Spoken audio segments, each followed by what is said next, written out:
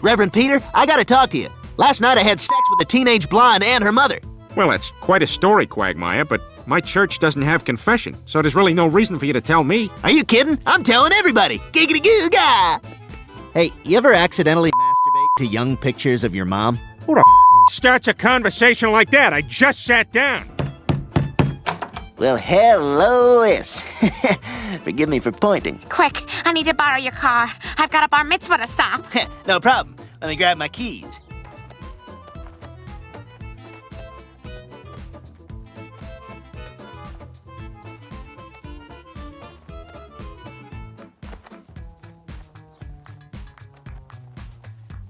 Here they are. I'm a virgin, Joe. I don't want to die a virgin. Help me, please. Let me have sex with Bonnie. I guess so. For my friend, on our last day on Earth. You're a good man, Joe Swanson. How was your first time? Oh, I've had sex lots of times. I just wanted to have it again. Screw you. Who else but Quagmire? We all know Quagmire, no introduction needed. If there's a crime that exists, chances are he's got his name attached to it somewhere. His list of offenses is so long, it might as well have its own library archive. Today, we're diving into the absolute worst of the worst, the 10 most messed up things Quagmire has ever done. So buckle up, because this ride's about to get disturbing. Okay. Number 10, insurance fraud. Quagmire once proved that a good friend is there in times of need, but in true Quagmire fashion, his way of helping turned into complete chaos. When Peter accidentally hits Quagmire with a lawnmower, sending him straight to the hospital for stitches, Peter and Quagmire stop by Mort's pharmacy on the way home to pick up some bandages. There, Mort confesses that his business is struggling financially. Hey, Mort, how's it going? Oh, it's awful, Peter. What? What's the matter? The pharmacy's going under. I can barely pay my bills. I can't even afford the real pharmacy music. That's just me up there. Listen. If this is it, ooh-ah, please let me know. Peter and Quagmire decide to lend a hand. But let's be honest, when these two come up with a plan, disaster is guaranteed. I got a wicked boner. Their first idea was a simple promotional stunt. They rented a small plane, attached a giant banner advertising Mort's pharmacy, and flew it around the city, until Quagmire's usual impulses took over. His distraction led them straight into a near-death experience, and in the chaos, the banner detached. Jeez, that was a close one. Yeah, but at least nobody got hurt. It drifted through the air before slamming onto the windshield of a school bus, causing it to veer off course and plummet into a river. Let's just say it wasn't the kind of publicity Mort had in mind. Goldman's Pharmacy. Now that could be a good place to get new shoes for my dog.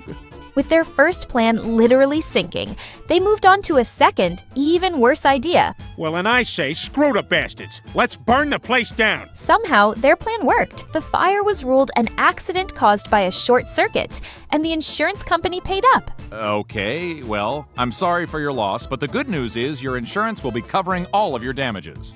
But as always, crime doesn't pay for long. Joe Swanson took up the case and investigated it with all the evidence.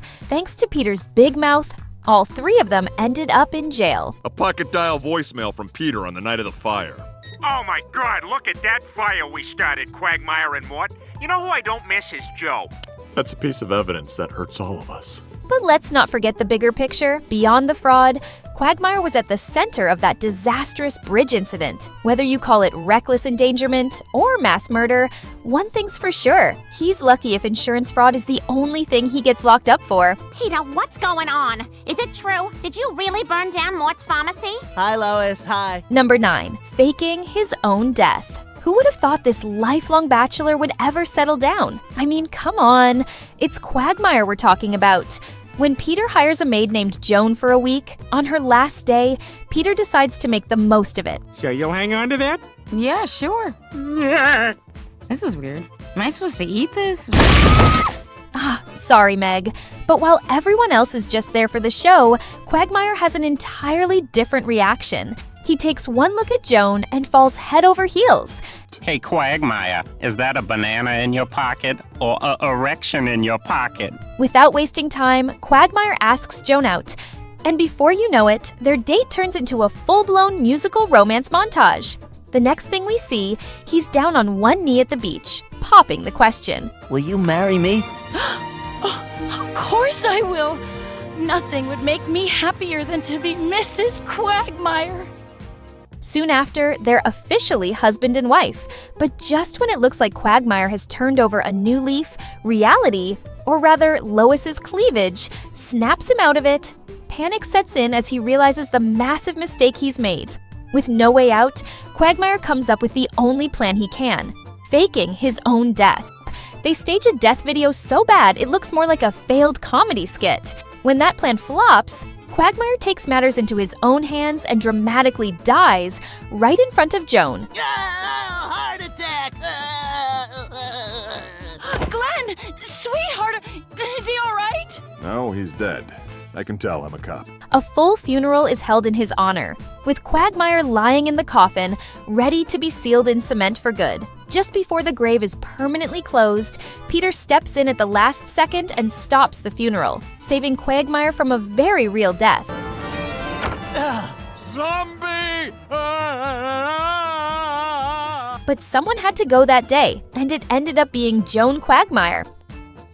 Hey, Death, can you leave that body here for another 5 minutes?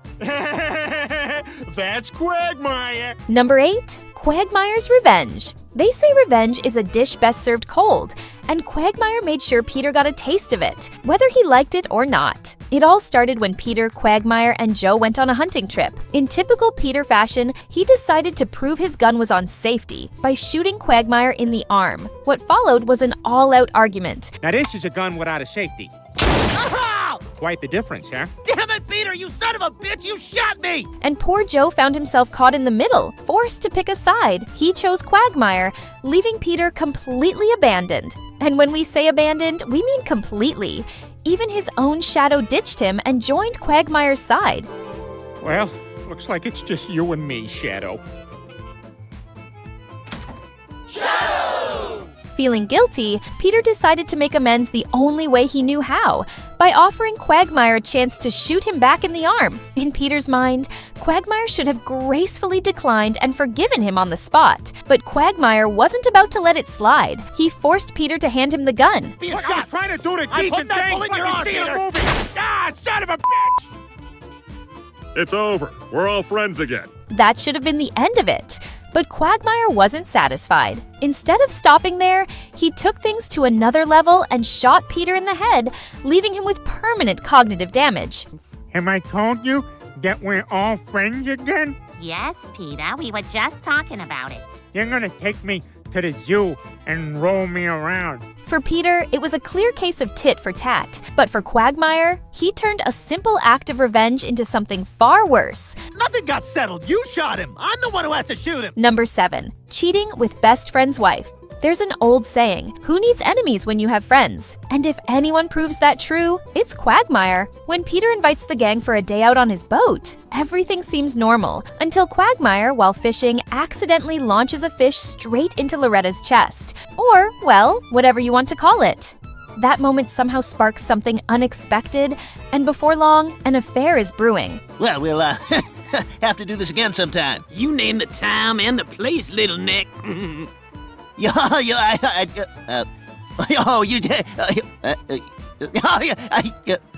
The next day, Peter and Brian find Loretta having a little too much fun with Quagmire, which was absolutely expected. What was that? Shut up and put some more of that sugar in my bowl. When Peter and Brian break the news to Cleveland, he goes straight after Quagmire for destroying his marriage. And honestly, who could blame him?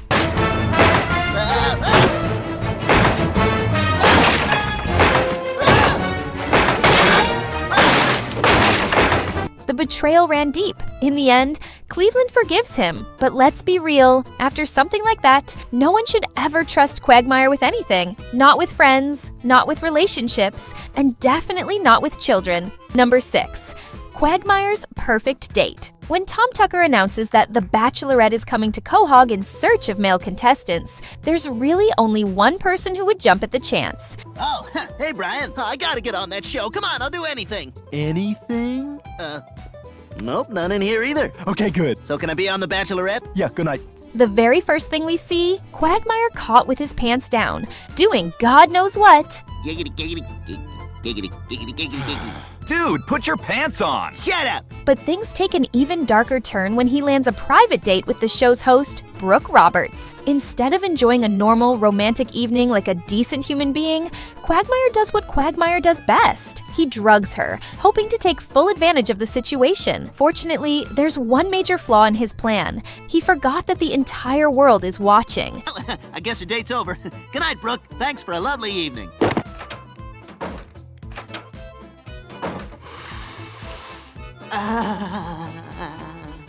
Quagmire. Some things never change. Glenn. Oh, God. Number 5. Quagmire's father. Adding this to the list honestly makes my skin crawl, but when it comes to Quagmire, nothing is off limits. Yeah, you like this, Principal Goodrich? Huh? It all starts when Quagmire buys a laptop from a tech store, only to crash it almost immediately with an overwhelming amount of viruses. And let's be real, we all know exactly how that happened. It's frozen.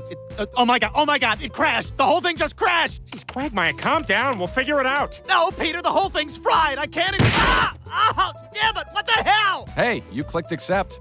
He returns to the store to get it fixed and meets a tech specialist named Sonia. As luck would have it, she happens to be into the same kind of content that wrecked his laptop. Wow, so you're into that kind of stuff too? Uh-huh. Sparks fly instantly, and one thing leads to another. Their relationship quickly escalates into full-blown public displays of affection, along with every kind of kink imaginable. But just when you think Quagmire has done it all, he takes things to a level so disturbing that even he should have drawn the line. Sonia makes an unthinkable request. She wants Quagmire to sleep with his own father, who by this point has transitioned into a woman. I want you to have sex with your father. What? Yep, and I'm gonna watch. Hi, Glenn. And while any sane person would have shut that idea down immediately, Quagmire, after a little hesitation, actually goes through with it. Did you enjoy your stay at the Marriott? No, I did not. As if that wasn't horrifying enough, he later drops the ultimate bombshell. My dad told me he's pregnant. Number 4. Animal abuse. Since we're already talking about Quagmire's father, let's dive even deeper into this bizarre chapter of his life. After Quagmire's dad transitioned into a woman, the entire town was unaware of her new identity. That is, until Brian unknowingly became the first victim of the situation. Without realizing who she was, Brian ended up having a romantic night with her in a hotel room. Sounds familiar, doesn't it? You know, we are in a hotel. And I'm in room 406. Go on ahead, I'll settle up. Put it on 406. Stewie revealed to Brian that the woman he had just been with was none other than Quagmire's father. Oh man, what do we call him now? We still call him Dan? No, and I'm not crazy about the name change. What is it, like Danielle or Dana? No, Ida.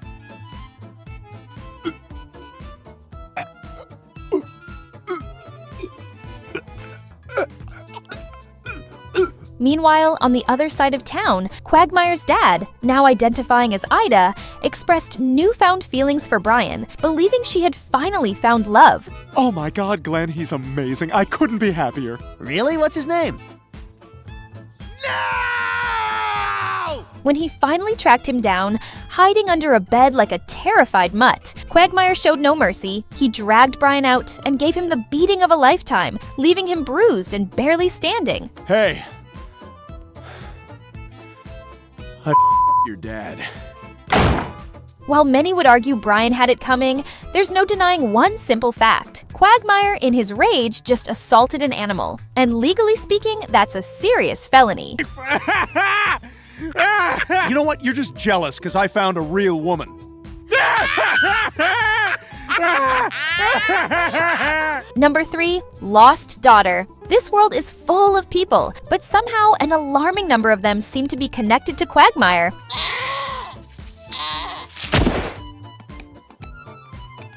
Giraffity! Yeah, see, that's not mine.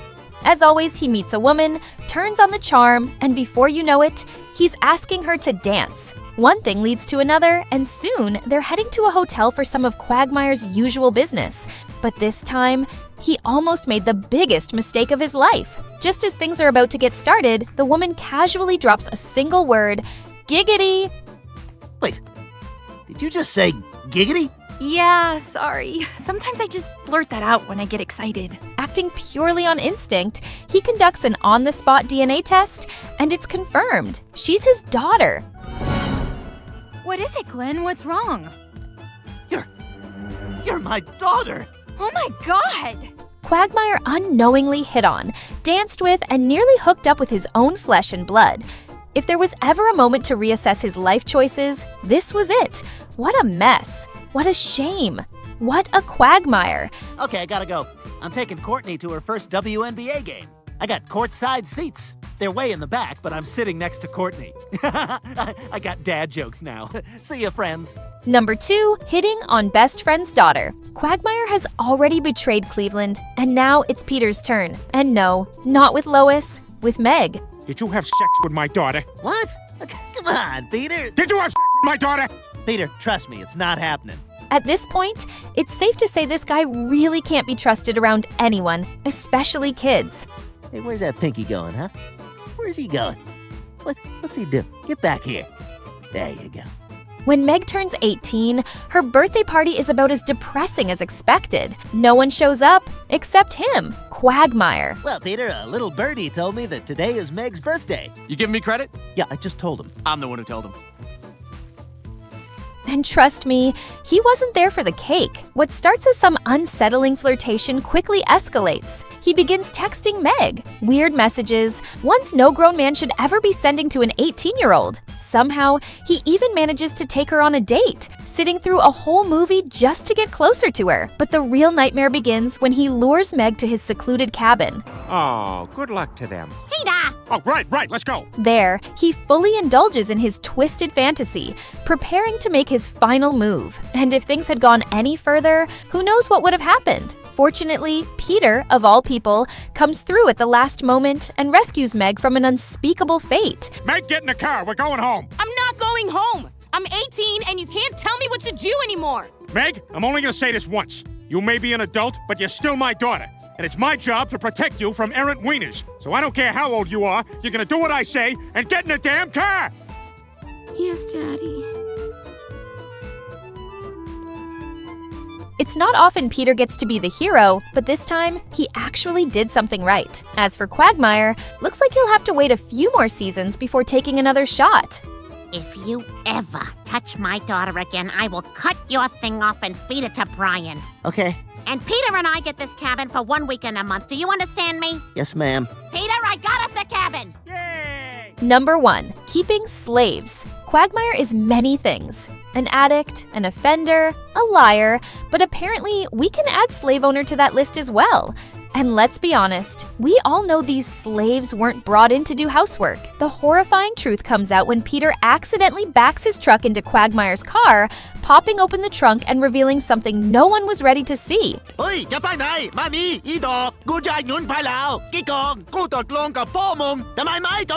A group of women, all in two-piece bikinis crammed inside. With his car wrecked, Peter offers to drive him to the airport. But just when it seems like the situation couldn't get any worse, Peter crashes into Quagmire's garage, only to unleash even more captives. Quagmire, I am so sorry. Don't worry about it. We can go after them. Don't worry about it. They're tagged. Just get me to the airport. At this point, it's less of a scandal and more of an international crime scene. And if all of that wasn't bad enough, Quagmire somehow still manages to one-up himself. While his friends are literally stranded on a plane waiting for him to rescue them, he's busy having fun with Stewardess. Because in Quagmire's world, nothing, not even human lives, comes before his needs. Let us forever remember this beautiful young woman, taken from us in the bloom of youth, yet as unspoiled as when she was born. Who else but Quagmire? So if you like this content, please like and subscribe because I'm Zach Sawyer, and I go where I'm needed.